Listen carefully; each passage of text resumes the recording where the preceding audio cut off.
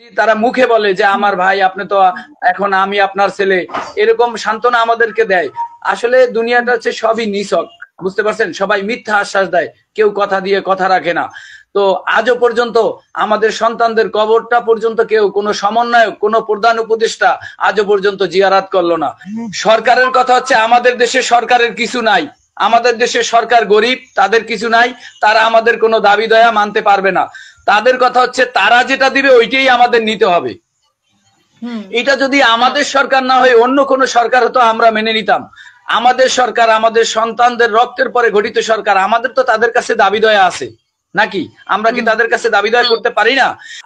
এই 6টি মাসের মধ্যে তার যে কোনো একটা সময় করে উচিত ছিল যে সকল শহীদ পরিবারের সাথে অ্যাটলিস্ট আমাদের সাথে দেখা করা, কিন্তু আজও পর্যন্ত দেখা করলো না। আমরা তার দরজায় গিয়েও বিতাড়িত হয়ে আসলাম। ইভেন আমাদের নাম তালিকা নিল, বলল যে আপনাদের দেখা করাচ্ছি, এরকম করে আমাদেরকে 5.5 ঘন্টা ওখানে দাঁড়াই থাকতে থাকতে মহিলারা, বাচ্চারা থেকে আমরা এরপরে চলে আসছি।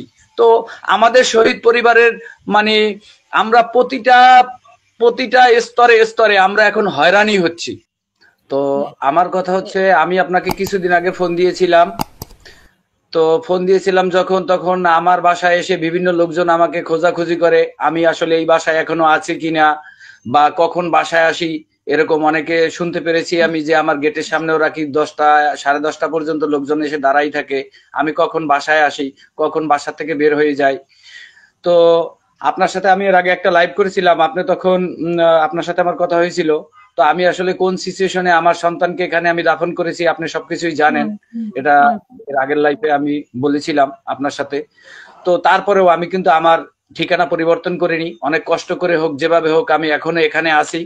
তো এই কথাগুলো শোনার পরে আমি ছাত্রদেরকে, মানে আমাদের এখানে যারা ছাত্র আছে তাদেরকে বলি, ওনারা বললে যে আসলে এটা তো কোর্টের ব্যাপার।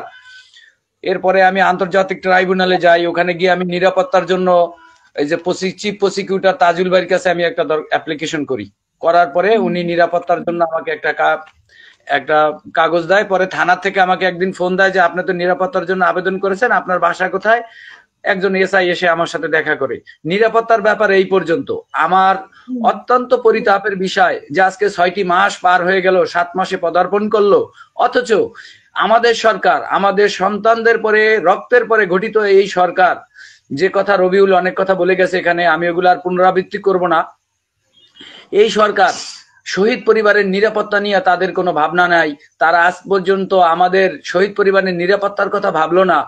আর আপনি যে সমন্বয়কের কথা বলেছেন, যারা রাজপথে, যারা এক দফার দাবি দিয়েছিল, যারা এই আন্দোলনের যারা নেতৃত্ব দিয়েছিল, যে ঢাকাতে যে সমন্বয়করা নেতৃত্ব দিয়েছিল, সেই সমন্বয়করা পর্যন্ত আজও পর্যন্ত আমাদের কারো কোনো খোঁজখবর নেয় নাই। তাদের সাথে একদিন দেখা হয়েছে, যেদিন জুলাই ফাউন্ডেশনের মাধ্যমে আমাদেরকে টাকা দিছে, ওই দিনই শুধু বাবা মা কইয়া একটু আমাদের পিঠে হাত বুলাইছে। এই একদিনই তাদের সাথে আমাদের দেখা হয়েছে। কিন্তু তাদেরকে উচিত ছিল না, আমার সন্তান যদি তার ভাই হয়, যদি তারা মুখে বলে যে আমার ভাই আপনি তো এখন আমি আপনার ছেলে, এরকম সান্ত্বনা আমাদেরকে দেয়। আসলে দুনিয়াটা হচ্ছে সবই নিছক, বুঝতে পারছেন? সবাই মিথ্যা আশ্বাস দেয়, কেউ কথা দিয়ে কথা রাখে না। তো আজও পর্যন্ত আমাদের সন্তানদের কবরটা পর্যন্ত কেউ কোনো সমন্বয়ক, কোনো প্রধান উপদেষ্টা আজও পর্যন্ত জিয়ারাত করলো না। আমরা আর অন্য কি কথা বলবো? দেখেন, আজকে আমাদের সন্তানদের জন্য এই সমন্বয়করা উপদেষ্টা হয়েছে। যদি আমরা কাছে যাই, গেলে ভালো আছেন আঙ্কেল, এই পর্যন্ত। আমরা শহীদ পরিবারের অনেক দাবি দয়া নিয়ে, যে রবিউল কিছুক্ষণ আগে বলছে, আমরা একটা তথ্য অধিদপ্তরে আমরা বসছিলাম। তো সেখানে আমরা অনেক শহীদ পরিবারের, এখানে অনেক অসহায় এবং গরিব মানুষ আছে, আমরা তাদের হয়ে কথা বলছি। সেগুলো নিয়েও আমরা এখন অনেক বিতর্কের সম্মুখীন, যারা আমরা এই প্রতিনিধি হিসাবে কাজ করতেছি। তো ওখানে এক পর্যায়ে সরকারের কথা হচ্ছে আমাদের দেশে সরকারের কিছু নাই, আমাদের দেশে সরকার গরিব, তাদের কিছু নাই, তারা আমাদের কোনো দাবি দয়া মানতে পারবে না। তাদের কথা হচ্ছে তারা যেটা দিবে ওইটাই আমাদের নিতে হবে। এটা যদি আমাদের সরকার না হয় অন্য কোনো সরকার হতো আমরা মেনে নিতাম। আমাদের সরকার, আমাদের সন্তানদের রক্তের পরে গঠিত সরকার, আমাদের তো তাদের কাছে দাবি দয়া আছে নাকি? আমরা কি তাদের কাছে দাবি দয়া করতে পারি না? কিন্তু আমাদের দাবি দয়া শুধু কি করে, গেলে পরে ঘন্টার পর ঘন্টা আমাদের কথা শুনে, এরপরে হচ্ছে তারা যেটা বলতেছে সরকারের এর বাইরে আর কারো কিছু করার নাই।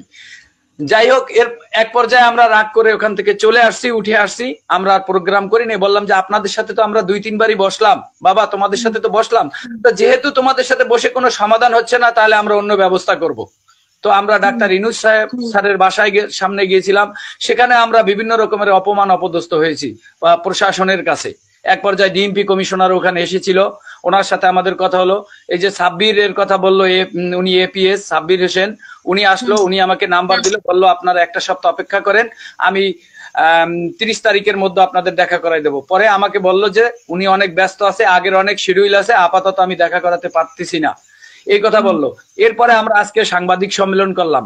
এখানে অনেক শহীদ পরিবার আছে, যারা আমার অনেক শহীদদের স্ত্রীরা আছে, যাদের স্বামী হারাইছে। আপনি আজকে অনেকে সাক্ষাৎকার দিছে, তাদের বাচ্চাদের ঘর দুধ নাই, বাসায় খাবার নাই, বাজার নাই, কারণ তারা একমাত্র তাদের উপার্জনক্ষম ব্যক্তিকেই তারা হারাইছে। তো এই শহীদ পরিবারের দুর্দশার কথা কে শুনে?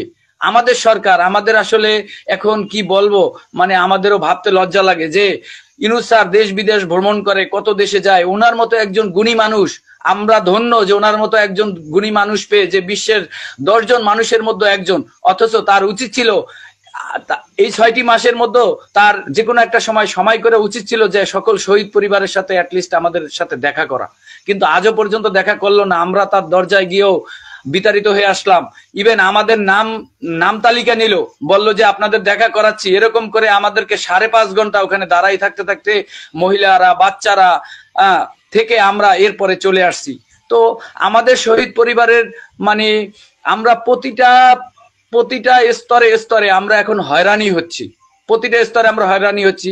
এই যে দেখেন, তারা বলল 30 লাখ টাকা দিবে, তারা ঘোষণা দিতেছে 30 লাখ টাকা দিবে, 10 লাখ টাকা সঞ্চয় পত্র দিবে।